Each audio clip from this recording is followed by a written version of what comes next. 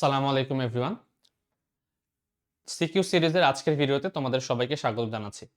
আজকে আমরা তাপগতিবিদ্যা চ্যাপ্টারের ঢাকা বোর্ড 2023 সালে আসা একটি প্রশ্ন নিয়ে কথা বলবো এবং সেটার সমাধান দেখার ট্রাই করব। তো চলো প্রশ্নটা প্রথমত একবার পড়ে নেই, পড়ে নিয়ে হচ্ছে এটাকে সলভ করার ট্রাই করি। তো প্রশ্নটাতে বলা আছে এরকম যে 56 গ্রাম নাইট্রোজেন গ্যাসকে 56 গ্রাম নাইট্রোজেন গ্যাস একটি ইঞ্জিনের সাহায্যে প্রথমত কিভাবে প্রথমত হচ্ছে সমষ্ণ প্রক্রিয়ায় এবং পরে হচ্ছে রুদ্ধতাপীয় প্রক্রিয়ায়, প্রথমত সমষ্ণ প্রক্রিয়ায় পরে রুদ্ধতাপীয় প্রক্রিয়ায় আয়তন 3 গুণ করা হলো, আয়তনকে 3 গুণ করা হলো, এই জিনিসটা বলা আছে। ইঞ্জিনটি 127 ও 27 ডিগ্রি সেলসিয়াস তাপমাত্রার কার্যকর আছে এবং বলা হচ্ছে যে নাইট্রোজেন এর যে আণবিক ভর সেটা হচ্ছে 28 গ্রাম। এটা না দেয়া থাকলেও তোমাদেরকে হচ্ছে মুখস্থ বসাতেই হতো। তো ক এবং খ নাম্বার জাস্ট আমি একটু আলোচনা করে নিই, এটা আমাদের মূল উদ্দেশ্য না, আমরা হচ্ছে গ এবং ঘটাই মূলত হচ্ছে আলোচনা করব। তো প্রথম যে সূত্রটা সেটা কি বলা, তাপগতিবিদ্যার শূন্যতম সূত্রটি ব্যাখ্যা করো। এটা তোমাদের বইয়ে দেয়া আছে, এটা আমরা চ্যাপ্টার পড়ার সময় ইন ডিটেলসে আলোচনা করব। সেটা হচ্ছে দেখো, তিনটা বস্তুর মধ্যে মনে করো এ একটা বস্তু, বি একটা বস্তু, সি একটা বস্তু, এ একটা, বি একটা, সি একটা, ঠিক আছে। এ বস্তু, বি বস্তু এবং হচ্ছে সি বস্তু, তিনজন বস্তু যদি নিজেদের মধ্যে মনে করো, কল্পনা করো বি বস্তুটা যদি হচ্ছে এ বস্তুর সাথে তাপীয় সাম্যাবস্থায় থাকে, অর্থাৎ বি এর তাপমাত্রা টি বি, এর তাপমাত্রা টি এ, এই দুইটা যদি সমান হয়, আবার এই বি বস্তুটি সি বস্তুর সাথেও যদি তাপীয় সাম্যাবস্থায় থাকে, মানে এদের মধ্যে যদি তাপের কোনো আদান প্রদান না ঘটে, অর্থাৎ টিসি যদি টিবি এর সমান হয়, তাহলে আমি ইনডিরেক্টলি বলতে পারবো যে টি এ এবং টিসি পরস্পর সমান, অর্থাৎ এ এবং সি এই দুইটা বস্তু হচ্ছে নিজেদের মধ্যে তাপীয় সাম্যাবস্থায় আছে। তো ক নাম্বারের জন্য এই কথাটা লিখে দিলেই হয়ে যাবে যে কোনো একটা বস্তু যদি হচ্ছে তৃতীয় কোনো বস্তুর সাথে হচ্ছে তাপীয় সাম্যাবস্থা থাকে এবং দ্বিতীয় বস্তুটিও যদি তৃতীয় বস্তুর সাথে তাপীয় সাম্যাবস্থা থাকে, তাহলে প্রথম দুইটি বস্তু নিজেদের মধ্যে তাপীয় সাম্যাবস্থায় থাকবে। এবং এই সূত্রটিকে ব্যবহার করে কিন্তু আমাদের যে থার্মোমিটারগুলো আছে সেগুলো তৈরি করা। তো আমরা ডিটেলসে হচ্ছে যখন থিওরিটা পড়বো তখন আলোচনা করব, ঠিক আছে। তাপগতিবিদ্যার শূন্যতম সূত্রটি শুধুমাত্র লিখলেই হয়ে যাবে, ব্যাখ্যা করার কোনো দরকার নেই। খ নম্বরে কি বলছে দেখো, সংবেদনশীল বৈদ্যুতিক যন্ত্রে শান্টের ব্যবহার জরুরি কেন, ব্যাখ্যা করো। ওকে, শান্ট কি জিনিস ছিল, এটা অন্য একটা চ্যাপ্টার থেকে আলোচনা করেছে। শান্ট, শান্ট হচ্ছে এমন একটা কোন একটা সার্কিট, মনে করো ইম্পর্টেন্ট কোন একটা সার্কিট আছে তোমার, সেই সার্কিটে যাতে করে বেশি পরিমাণ তড়িৎ প্রবাহের কারণে সেটা নষ্ট না হয়ে যায়, এই জিনিসটাকে বেঁচে রাখার জন্য বা ঠিক রাখার জন্য আমরা করি কি, তার সাথে সমান্তরালে একটা রোধ কানেক্ট করি এবং সেই রোধের মানটা খুবই নগণ্য পরিমাণ হয়। তাহলে শান্ট হচ্ছে সেই রোধটা, যে রোধটা হচ্ছে আমরা একটা সার্কিটের সাথে প্যারালালে কানেক্ট করি, যাতে করে হাই পরিমাণ কারেন্ট যদি ফ্লো চলে আসে, তাহলে ওই যন্ত্রটা যাতে করে নষ্ট না হয়, সেটা নষ্টের হাত থেকে বাঁচানো পসিবল হয়। তো এই হচ্ছে মনে করো তোমার একটা যন্ত্র, যে যন্ত্রটাকে তুমি বাঁচাতে চাও, মনে করো হচ্ছে যে কোনো রেফ্রিজারেটর, এইটার মধ্যে হচ্ছে কারেন্ট ফ্লো হচ্ছিল, তার করলাম কি আমি এর সাথে হচ্ছে সমান্তরালে একটা শান্ট যদি যুক্ত করে দিই, এই শান্ট যদি যুক্ত করি, তাহলে এই শান্টটা হচ্ছে খুবই কম মানের একটা রোধ, যেটি হচ্ছে কোনো একটা যন্ত্রের সাথে প্যারালালে কানেক্ট করা হয়, যে খুব পরিমাণ কারেন্ট, বেশি পরিমাণ কারেন্ট যদি এর মধ্যে দিয়ে ফ্লো হয় এই লাইনের মধ্য দিয়ে, তাহলে যেহেতু এর রোধের মানটা কম, এই কারণে ম্যাক্সিমাম পরিমাণ কারেন্ট কিন্তু এই শান্টের মধ্য দিয়ে প্রবাহিত হয়ে যাবে এবং আমাকে এই যে যন্ত্রটিকে, যে যন্ত্রটি আমাকে আছে, সেই যন্ত্রটিকে নষ্ট হওয়ার হাত থেকে আমাকে রক্ষা করবে, ঠিক আছে। তো এই হচ্ছে মূলত শান্টের কাজ, এই জিনিসটি তোমাকে হচ্ছে ব্যাখ্যা করতে হবে। এই প্রশ্নের উত্তরে একটা চিত্র আঁকতে পারো, চিত্র এঁকে হচ্ছে ব্যাখ্যা করতে পারো। আমরা মূলত হচ্ছে পড়বো এই ইঞ্জিনটির কর্মদক্ষতা নির্ণয় করো, এই পোর্শনটুকু, ঠিক আছে। তো এই ম্যাথটা আমরা হচ্ছে প্রথমত সলভ করি গ নাম্বার। যেহেতু দেখো প্রশ্নেই কিন্তু অলরেডি বলা আছে যে ইঞ্জিনটি 127 ডিগ্রি সেলসিয়াস এবং 27 ডিগ্রি সেলসিয়াস এই তাপমাত্রার মধ্যে কার্যকর আছে।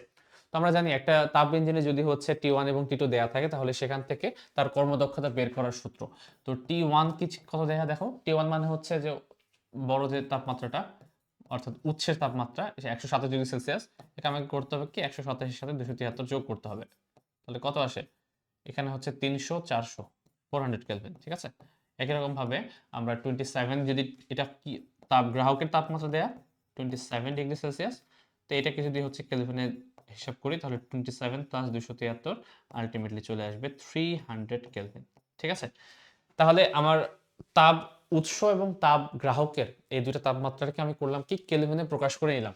কেলভিনে প্রকাশ করা হয়ে গেলে এখন আমরা কর্মদক্ষতার মানটা বের করতে পারি, সেটা হচ্ছে 1 minus T2 over T1 into 100%। তো বের করে ফেলো, সবগুলো ভ্যালু দেয়াই আছে এখানে। 1 মাইনাস T2 হচ্ছে কত 300 কেলভিন, তাহলে T2 হচ্ছে 300, T1 কত 400 কেলভিন, সো 400 এটাকে হচ্ছে ব্র্যাকেট করে দিয়ে আমি হচ্ছে 100% দ্বারা গুণ করে দিলাম। 100% দ্বারা গুণ করে দিলে ফাইনালি আমি কত পাবো দেখো, 3/4 মানে হচ্ছে 0.75, 1 থেকে 0.75 বাদ দিলে 0.25, 100% গুণ করলে 25% হচ্ছে আনসার। যে এই যে ইঞ্জিনটি আছে এই ইঞ্জিনের কর্মদক্ষতা কত এটা আমাকে বের করতে বলেছে, এটা একবারে ডাইরেক্ট আমরা সূত্রকে ইউজ করে কিন্তু বের করতে পারলাম, সেটা হচ্ছে 25%। এখন ঘ নাম্বার যে প্রশ্নটা, এটা একটু ঝামেলা। তারা হয়তো বা আমি সাসপেক্ট করছি যে প্রশ্নটা যখন সেট করেছে তখন তারা এটা হচ্ছে ভালো মতো চিন্তা করে করেনি, এই কারণে হচ্ছে এই একটা সিলি মিস্টেক হয়েছে প্রশ্নের মধ্যে। প্রশ্নটা পড়ি তারপর হচ্ছে আমরা ব্যাখ্যা করে ট্রাই করি যে প্রশ্নটাতে কি ভুল আছে। প্রশ্নটা দেখো, উদ্দীপকের কোন প্রক্রিয়ায় কোন হয়ে গেছে, উদ্দীপকের কোন প্রক্রিয়ায় কৃত কাজ বেশি হবে গাণিতিক বিশ্লেষণের মাধ্যমে মতামত দাও। কি বলেছে দেখো, যে এই যে ইঞ্জিনটি আছে প্রথমত আমি সমষ্ণ প্রক্রিয়ায় তাকে হচ্ছে তার আয়তনটাকে আমি কি করলাম 3 গুণ করলাম, এরপরে রুদ্ধতাপীয় প্রক্রিয়ায় এই আয়তনটাকে আমি আবার 3 গুণ করলাম। ঠিক আছে, এবং দুই প্রক্রিয়ার মধ্যে আমাকে বের করতে হবে কাজের ভ্যালুটা কত। তো কাজের মান যদি বের করতে চাই, আমরা যদি ঘ নম্বরে আসি প্রথম পার্টটুকুতে, প্রথম পার্টে কি আসবে, প্রথম পার্টে হচ্ছে মনে করো সমষ্ণ প্রক্রিয়া যে অংশটা আছে সেটা আমি খেয়াল করি, এখানে সমস্যা নেই কোনো, কাজ করি আমরা অন্য কালিতে লিখি সমষ্ণ প্রক্রিয়া। সমষ্ণ, আমরা সমষ্ণ প্রক্রিয়ায় কিন্তু কৃতকাজের সূত্র একটা জানি, সেটা হচ্ছে এটাকে W1 কল্পনা করি, সূত্র হচ্ছে nRT ln V2 divided by V1। এই সূত্র আমাদের জানা আছে তাই না, nRT ln V2 by V1। তো এখন দেখো প্রশ্নে কিন্তু বলে আছে যে নাইট্রোজেন কত পরিমাণ নিয়েছো তুমি 56 গ্রাম, এবং নাইট্রোজেনের আণবিক ভর দেয়া আছে তোমার 28 গ্রাম। তাহলে তুমি মোল সংখ্যা তো বের করতেই পারো। মোল সংখ্যা হচ্ছে আমরা কি জানি W ডিভাইডেড বাই M, সেখানে W হচ্ছে 56 ডিভাইড বাই হচ্ছে 28, ঠিক আছে না, 28 2 56, এটা তো 2 মোল বের হচ্ছে, তাহলে 2 মোল। এই 2 মোলটাকে আমি এখানে বসাবো, আর এর মান টি এর মান সবই দেয়া আছে অ্যাকচুয়ালি, দেখো বসিয়ে দেই এখানে, এন এর মান হচ্ছে 2, আর কত অবশ্যই 8.314, এটা বসাতে হবে এখানে যেহেতু আমি জুলে বের করতে যাচ্ছি তাই না, তো আমাকে হচ্ছে 8.314 বসাতে হবে। টি তাপমাত্রা, এখন খেয়াল করো একটা ইঞ্জিন হচ্ছে 127 ডিগ্রি সেলসিয়াস ছিল, সেখান থেকে তাকে আমি প্রসারণ করলাম কিভাবে সমষ্ণ প্রক্রিয়ায়। তো সমষ্ণ প্রক্রিয়া যখন হচ্ছে তাপ উৎস হিসেবে সে ছিল, আমি যদি এটা গ্রাফটা একটু খেয়াল করো, তোমরা তাপ ইঞ্জিনে যে গ্রাফটা পড়েছো গ্রাফটা দেখতে কিরকম, শুধুমাত্র প্রসারণ অংশটা আমি খেয়াল করি, এটা মনে করো পি, এটা হচ্ছে ভি, তাহলে পি ভার্সেস ভি ডায়াগ্রাম থেকে আমরা দেখতে পারি যে প্রথমে একটা প্রেসারে থাকে, এখান থেকে সমষ্ণ প্রক্রিয়া যদি প্রসারণ হয় তাহলে গ্রাফটা হয় দেখতে এরকম, তারপর যদি রুদ্ধতাপীয় হয় প্রক্রিয়ায়, রুদ্ধতাপীয় প্রক্রিয়ায় প্রসারণটা হয় হচ্ছে ধর এরকম, তাই না, শুধুমাত্র প্রসারণ অংশটা আমি দেখলাম। তো এই পোর্শনে এই জায়গায় তার যে আয়তন সেটাকে যদি আমি V1 কল্পনা করি, এই জায়গায় তার যে আয়তন এটাকে যদি আমি V2 কল্পনা করি, এই জায়গায় তার যে আয়তন সেটাকে যদি আমি V3 কল্পনা করি, তাহলে সূত্র মোতাবেক সরি উদ্দীপক মোতাবেক বলা আছে যে প্রথমত সমষ্ণ প্রক্রিয়াকে 3 গুণ করা হলো, তাহলে V2 এর মানটা অ্যাকচুয়ালি V1 এর 3 গুণ। V2 সমান কত, V1 এর 3 গুণ, এটা বলা আছে, ঠিক আছে না। তাহলে V2 বাই V1 এর একটা ভ্যালু আমি পেয়ে গেলাম, সেটা হচ্ছে 3। এখন দেখো তাপমাত্রাটা কোথায়, তোমার ইঞ্জিনটা স্টার্ট করেছে 127 ডিগ্রি সেলসিয়াস, তার মানে এই পয়েন্টে যে তার তাপমাত্রাটা সেটা কিন্তু 127 ডিগ্রি, বা আমি কেলভিনে যদি বলি কত বের হয়েছিল একটু আগে 400, তাই না, 400 কেলভিন। তাহলে এই জায়গায় তার তাপমাত্রা হচ্ছে 400, এবং সে যেহেতু সমষ্ণ প্রক্রিয়ায় প্রসারণ হচ্ছে, তার মানে আমরা জানি সমষ্ণ প্রক্রিয়ায় কিন্তু তাপমাত্রার মানটা স্থির থাকে, কনস্ট্যান্ট থাকে। তাহলে এই টি এর জায়গায় কিন্তু তোমাকে 400 কেলভিন নিতে হবে, এই 27 বা হচ্ছে 300 কেলভিন নেওয়া যাবে না, কারণ উৎস থেকেই কিন্তু সে ধীরে ধীরে ধীরে ধীরে প্রসারিত হবে, তাই না। তাহলে উৎসের তাপমাত্রা তোমাকে নিতে হবে, এখানে টি এর পরিবর্তে আমরা নিব হচ্ছে T1 এর ভ্যালুটা, যেটা হচ্ছে 400 into loan V2 by V1, তো আমি V2 বাই V1 এর ভ্যালু তো এখানেই পেলাম, V2 বাই V1 সমান হচ্ছে 3, তাহলে V2 বাই V1 এর পরিবর্তে আমি লন 3 বসিয়ে দিব। তো এখন এটা যদি আমি একটু ক্যালকুলেট করি, একটু ওয়েট করো। তো আমি একটু ক্যালকুলেট করে হচ্ছে তোমাদেরকে দেখাই যে কত আসে আনসারটা। তো এটা আসছে 2 ইন্টু 8.314 400 লন 3, এটা আসে 7307 7307.1 জুল। তাহলে এই হচ্ছে তোমার কৃত কাজের যে ভ্যালুটা সেটা। দেখো, প্রথম যে প্রশ্নটুকু আমার যে আমাকে বের করতে বলেছিল যে সমস্ত প্রক্রিয়া তার কৃত কাজের ভ্যালুটা কত, সেটা কিন্তু আমার বের হয়ে গেছে খুব ইজিলি। এটা আমরা ইজিলি করতে পারলাম। এরপর আমরা যেটা করবো সেটা হচ্ছে কি, রুদ্ধতাপীয় প্রক্রিয়ায় যদি তার আয়তনটা 3 গুণ প্রসারণ ঘটে তাহলে তার তাপমাত্রা তার কাজের মানটা কত হবে। এখন খেয়াল করো, এখানে একটা ঝামেলা করেছে ওরা। এখানে দুইটা তারা হচ্ছে কথা লিখেছে, বাট দুইটা কথা নিজেদের মধ্যে কন্ট্রাডিক্টরি। খেয়াল করো, এখানে তার প্রসারণ ঘটেছে এখান থেকে এতটুকু পর্যন্ত, যতটুকু আমি হচ্ছে সবুজ কালি দিয়ে দেখিয়েছি। তো দেখো, এতটুকু কিন্তু তার সমস্ত প্রক্রিয়া। এরপরে যখন তাকে রুদ্ধতাপীয় প্রক্রিয়ায় প্রসারণ করতে দেয়া হবে, তার তাপমাত্রা কি হবে? তার তাপমাত্রা কিন্তু ফল করবে, কমে যাবে। কমতে কমতে কতক্ষণ পর্যন্ত কমবে? যতক্ষণ না পর্যন্ত সে হচ্ছে একেবারে ফল করে আবার হচ্ছে ব্যাক করবা সংকোচন হওয়া শুরু করে। তোমার এখানে বলে দিয়েছে ইঞ্জিনটা যে তাপমাত্রায় কাজ করে তার T2 এর ভ্যালু হচ্ছে 27°C। আবার পরবর্তীতে একটা লাইন বলেছে যে রুদ্ধতাপীয় প্রক্রিয়াতেও হচ্ছে তার আয়তনকে আমি 3 গুণ করলাম। এখন রুদ্ধতাপীয় প্রক্রিয়ায় যদি আয়তনকে আমি 3 গুণ করি, তাহলে এই উদ্দীপক অনুসারে এই জায়গায় যে তাপমাত্রাটা পাওয়া যাবে সেটা অ্যাকচুয়ালি 27°C পাওয়ার কথা। বাট আমরা একটু ক্যালকুলেট করে দেখব যে অ্যাকচুয়ালি যদি আমি T1 এই তাপমাত্রা ধরি এবং এখান থেকে যদি আমি রুদ্ধতাপীয় প্রসারণ ঘটাই, 3 গুণ আয়তন বৃদ্ধি করি, তাহলে তোমার যে তাপমাত্রাটা সেটা কি অ্যাকচুয়ালি 27°C হয় কিনা। যদি না হয় তাহলে এখানে কিন্তু একই লাইন দিয়ে দুইটা আলাদা আলাদা জিনিস বোঝানো হচ্ছে। তো ম্যাথটার দুইটা আলাদা আলাদা ক্ষেত্রে আলাদা আলাদা আনসার আসবে। তো এই যে আমার ঝামেলাটা হচ্ছে এই ম্যাথে করেছে তারা। তো আমরা দেখি রুদ্ধতাপীয় প্রক্রিয়ায় দুইটা মেথডে করা যাবে, রুদ্ধতাপীয়, এবং দুইটা মেথডে আনসার আসলে দুই রকম আসবে। দেখো, রুদ্ধতাপীয় প্রক্রিয়ায় যে হচ্ছে আমি করব, প্রথম কনসেপ্টটা হচ্ছে আমার যে যেহেতু আয়তন 3 গুণ করা হয়েছে, তার মানে তার তাপমাত্রাটা চেঞ্জ হয়ে কিছু একটা হবে। কত হবে সেটা আগে আমি বের করার ট্রাই করবো যে তাপমাত্রা চেঞ্জ হয়ে হয় কত। ঠিক আছে? তো দেখো এখানে একটু যে দেখো, এইখান থেকে শুরু করে এখান পর্যন্ত তার তাপমাত্রা কিন্তু ফিক্সড, কারণ এটা সমস্ত প্রক্রিয়া ছিল। এখন এখান থেকে যে যখন সে এখানে যাবে এই জায়গায় তার তাপমাত্রা কত এটা আমি বের করতে যাচ্ছি। এই পয়েন্টটাকে আমি T3 নাম দিয়েছি, ঠিক আছে? তাহলে এই পয়েন্টটা হচ্ছে আমার 2 নম্বর পয়েন্ট, এটা 1 নম্বর পয়েন্ট, এটা হচ্ছে আমার 3 নম্বর পয়েন্ট। তো এখন আমার 3 নম্বর 2 এবং 3 এর মধ্যে আমার রুদ্ধতাপীয় প্রসারণ ঘটতেছে। তাহলে রুদ্ধতাপীয় প্রসারণের সূত্রটা কি? রুদ্ধতাপীয় প্রসারণের সূত্র আমরা জানি হচ্ছে T2 V2 to the power gamma minus 1 T3 V3 to the power gamma minus 1। তার মানে দেখো, এখানে হচ্ছে 2 নাম্বার পয়েন্টে তার তাপমাত্রা এবং আয়তনের মধ্যে রিলেশন, এবং 3 নাম্বার পয়েন্টে তার তাপমাত্রা এবং আয়তনের মধ্যে রিলেশনটা আমরা দেখলাম হচ্ছে এভাবে। এখন যেহেতু নাইট্রোজেন গ্যাস বলা আছে, তার মানে একটা দ্বিপারমাণবিক গ্যাস। দ্বিপারমাণবিক গ্যাসের ক্ষেত্রে আমরা একটা তো মুখস্থ জিনিস জানি যে গামা এর ভ্যালু হচ্ছে 1.41। এটা আমাকে মনে রাখতে হবে। এখন দেখো, T2 এর ভ্যালু কত? T2 এর ভ্যালু মানে এই জায়গায় এই পয়েন্টে তার তাপমাত্রা কত। তো যেহেতু এই পয়েন্টে সে 1 থেকে 2 পর্যন্ত সমস্ত প্রক্রিয়া এসেছে, তাপমাত্রা কিন্তু চেঞ্জ হয়নি, সে এখনো কিন্তু তাপমাত্রা তার 400 কেলভিনই আছে। তাহলে T2 সমান আমি বলতে পারি হচ্ছে 400 কেলভিন। ঠিক আছে? এবং V2, আচ্ছা মানটা একটু পরে বসাই, এর কারণ হচ্ছে V2 আর V3 এর ভ্যালু তো আমি জানি না, ডিরেক্ট জানি না, অনুপাত জানি। এক কাজ করি, T2 T3 কে এক জায়গায় নিয়ে আসি, V2 V3 কে এক জায়গায় নিয়ে যাই। ঠিক আছে?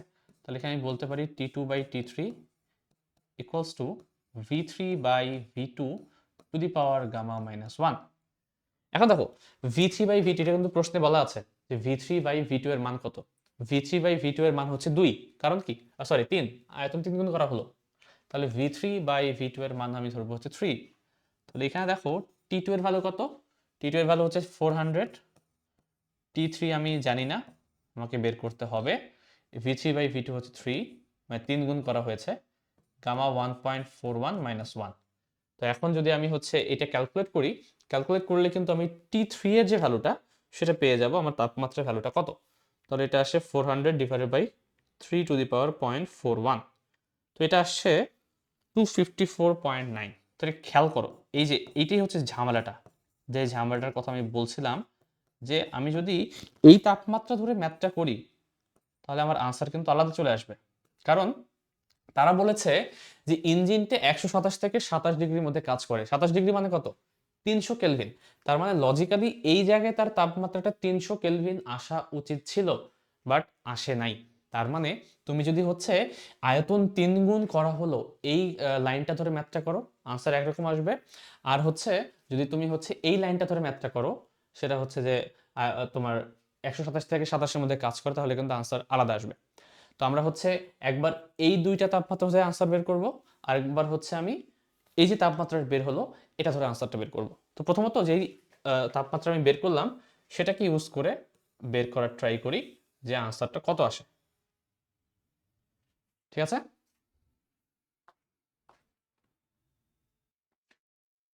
তো এখন হচ্ছে আমরা যদি এই দুইটা তাপমাত্রা ধরে ম্যাথটা সলভ করি তাহলে দেখি যে কি আসে। দেখো, তো এখানে T3 আসছে কত তোমার 254, আর তোমার আগে থেকেই T1 দেয়া ছিল হচ্ছে 127। তাহলে কৃত কাজের মান হবে W2 সমান, আমরা সূত্র জানি কি, NR divided by gamma minus 1 then হচ্ছে T1 মাইনাস T2। বাট এই ক্ষেত্রে T1 মাইনাস T2 না হয়ে হবে কি, আমি যেহেতু এইটাকে ধরেছিলাম তোমার টি, এটাকে যেহেতু ধরেছি T2, এটা যেহেতু হচ্ছে T3, তাহলে T2 মাইনাস T3 হবে। ঠিক আছে, T2 মাইনাস T3। তো T2টা আমি একটু আগে জানলাম যে 400, তাহলে N তো 2 মোল ছিল, 8.314, এখানে 1.41 মাইনাস 1। T2 কত? T2 হচ্ছে এই 127 মানে 400, আর এখানে T3 আমার বের হলো 254.9, 254.9। তো এটা যদি ক্যালকুলেট করি তাহলে আসবে 254.9। গামার মান তো আমরা বসিয়েছি, তো এটা আসছে অলমোস্ট 5884.7। তো দেখো এখানে তোমার W2 এর ভ্যালুটা কি আসছে। আমি যদি তাপমাত্রাটা অন্য একটা ধরি, আমি যেটা বললাম যে 127 থেকে 27-এর মধ্যে যদি হয় তাহলে কি হতো, তোমাকে 400 ধরতে হতো এবং হচ্ছে T3 তোমাকে হচ্ছে 300 ধরতে হতো, তখন কিন্তু এই আনসারটা আলাদা রকম আসবে। তো সেটাও করে করে দিই আমি, যে আবার W2 সমান হতে পারে এটা, যে NR সূত্র এটাই থাকবে, শুধুমাত্র এখানে 254 জায়গায় হয়ে যাবে হচ্ছে 27 ডিগ্রি বা হচ্ছে 300 কেলভিন। ঠিক আছে, তো এটা হিসাব করি, 2 ইন্টু 8.314 ডিভাইডেড বাই 1.41 মাইনাস 1, আর এখানে 400 মাইনাস 300। তো এটা যদি হিসাব করি আমি একটু, এটা আসে 4055।